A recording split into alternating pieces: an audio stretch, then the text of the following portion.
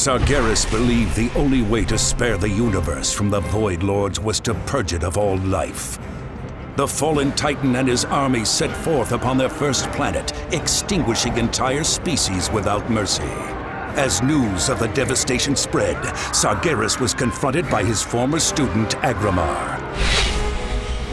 When Agramar's words would not sway the Legion's leader, swords were drawn. Blow after blow, the duel raged between the powerful Titans until their weapons shattered. Wounded, Agramar returned to the Pantheon to report on Sargeras' betrayal and the coming war. As the Pantheon prepared to fight back, the other Titans pleaded with Sargeras to stand down. Sargeras refused, attacked Agramar, and charged his demons forward. The Burning Legion's might was unmatched, and it consumed the Pantheon in an apocalyptic fellstorm.